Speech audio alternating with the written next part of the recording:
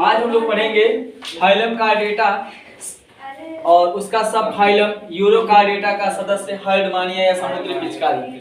जैसा कि हम लोग पीछे पढ़ चुके हैं कि जो यूरोकार्डेटा होते हैं वो स्पेशली जो है मैराइन होते हैं, अर्थात समुद्री होते हैं, अर्थात ये स्वच्छ जल में नहीं पाए जाते हैं। ठीक। और यूरोकार्डेटा में जो है एक उनकी विशेष पहचान होती है कि इसमें जो ग्रसनिक्लोम दरारें होती हैं ये वयस्क अवस्था में पाया जाने वाला लक्षण, और इनका जो नोटोकार्ड होता है ये इनके लार्वल स्टेज में अर्थात लार्वा अवस्था में पाया जाने वाला जो है लक्षण होता है। मात्र 2 लक्षण ऐसे हैं जो इनको कार्डेटा संघ से जो है मैच करवाते हैं, बाकी कोई ऐसा लक्षण ही नहीं है कि जिसके आधार पर इनको कार्डेटा संघ का जो है सदस्य माना जाए।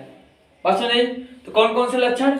एक तो जो है हमारा ये ग्रसनिक्लोम दरारें, और दूसरा क्या, पूंछ वाले भाग में लार्वल स्टेज में जो है नोटोकार्ड जैसी संरचना, वो भी वयस्क अवस्था में क्या हो जाती है, समाप्त हो जाती है। तो हर्डमानिया जो है ये आपको देखने में लग रहा होगा कि ये बैग के जैसा दिखने वाला एक जंतु है, बैग के जैसा दिखने वाला एक जंतु है। और अगर बात की जाए तो ये इसका इंटीरियर पार्ट होता है, मतलब अग्रिम सिरा या अगला सिरा, और ये इसका होता है पोस्टीरियर पार्ट, मतलब पश्च सिरा। ये इसका अगला सिरा हो गया, ठीक ना, और ये हो गया इसका पश्च सिरा या पिछला सिरा। ठीक।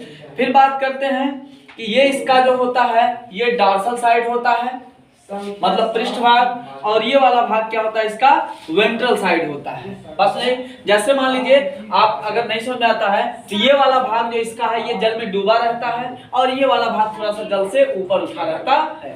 तो पृष्ठ का मतलब पेट वाला भाग, वेंट्रल मतलब अधर तल, और डॉर्सल का मतलब पृष्ठ तल। ठीक है ना, बात सुनिए।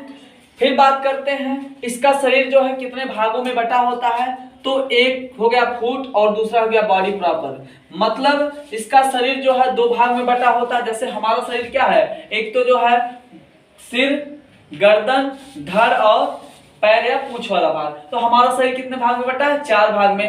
वैसे इसका शरीर जो है फुट और बॉडी प्रॉपर में, मतलब जो भाग जो इसका जल में धंसा हुआ होता है, और ये आप लोग ध्यान दीजिएगा ये अस्थाई जीव मतलब तैरता नहीं है। तो ये जो है इसका वो भाग है जो फुट वाला भाग है, ये इसको अस्थाई रहने के लिए आधार देने का काम करता है। मतलब इसका जो फुट वाला भाग है इसकी सहायता से क्या करता है, अपने आप को किसी स्थान पर अस्थाई रखता है।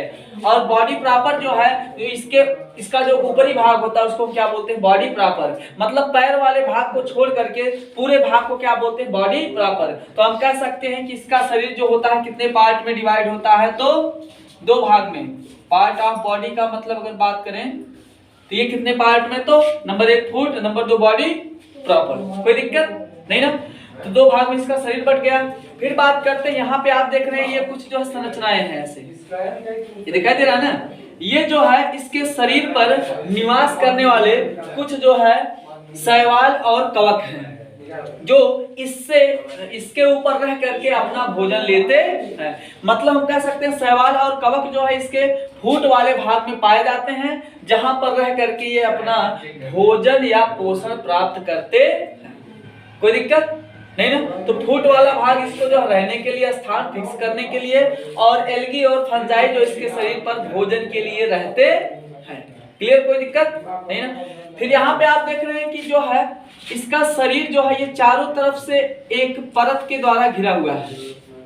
समझ रही है, ये परत जो होता है ट्यूनिक कहलाता है। क्या कहलाता है, ट्यूनिक। और इसको टेस्ट के नाम से भी जानते हैं। ये एक तरीके से अगर देखा जाए तो ट्यूनिसिन आउटर लेयर किसका बना होता है, तो made of tunicin matter like as cellulose. मतलब इसका जो शरीर का बाहरी परत होता है उसको हम टेस्ट या ट्यूनिक बोलते हैं, और ये किसका बना होता है, तो ट्यूनिसिन नामक पदार्थ का बना होता है, मेड ऑफ ट्यूनिसिन मैटर, ट्यूनिसिन नामक पदार्थ का। और ये किसके जैसा होता है, तो सेलुलोज के जैसा होता है, जो कि इसको क्या देता है, तो सुरक्षा देता है, प्रोटेक्शन प्रदान करता है। बात सुनिए, इसको क्या देता है, तो सुरक्षा देने का कार्य करता है। कोई दिक्कत नहीं ना। तो ट्यूनिसिन या ये ट्यूनिक या टेस्ट का काम क्या होता है, ये इसके शरीर का चारों तरफ से बाहर से पाया जाने वाला आवरण है, जो इसको क्या देता है, तो सुरक्षा देता है। ठीक। फिर बात करते हैं, यहाँ पे आपको कुछ जो है फूल टाइप का दिखाई दे रहा होगा। यहाँ पर जो सीलिया भी पाए जाते हैं, सीलियरी लिखा जाता है इसलिए। सीलियरी। क्या बता रहे हैं ना, ये जो इसके शरीर में आपको दो खुला हुआ भाग दिखाई दे रहा है, इसी को हम क्या बोलते हैं?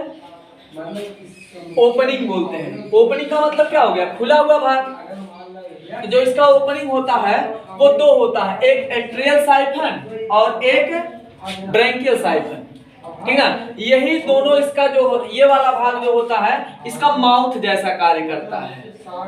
बात समझिए, जो साइफन है वो किसके जैसा काम करता है? तो माउथ। आप सोचेंगे मुंह के जैसा काम कैसे करता है? देखिए ध्यान दीजिएगा, जो आपका ब्रैंकियल अपर्चर है, ब्रैंकियल अपर्चर, इस होल के अंदर जो है, इस खोखले भाग के अंदर आपको स्टार के जैसा संरचना दिखाई दे रहा होगा, है ना। ये जो होल के अंदर स्टार जैसा संरचना है उसी को हम क्या बोलते हैं? Branchial aperture. और यहाँ से जो इसके शरीर में पानी प्रवेश करता है, एंट्री ऑफ वाटर, मतलब ब्रैंकियल अपर्चर के माध्यम से इसके शरीर में पानी प्रवेश करता है। और यहाँ पर कुछ सीलिया लगे होते हैं जो अनावश्यक पदार्थों को शरीर में जाने से रोकते हैं, इसे इसको क्या बोलते हैं? सीलियरी। मतलब हम कह सकते हैं कि इसका जो ब्रैंकियल अपर्चर होता है उसके चारों तरफ सीलिया जैसी संरचनाएं पाई जाती हैं, जो अनावश्यक और अतिरिक्त या बड़े कणों को शरीर के अंदर जाने से क्या करते हैं? रोकते हैं। बात सुनिए, फिर जो है बात करते हैं एट्रियल अपर्चर।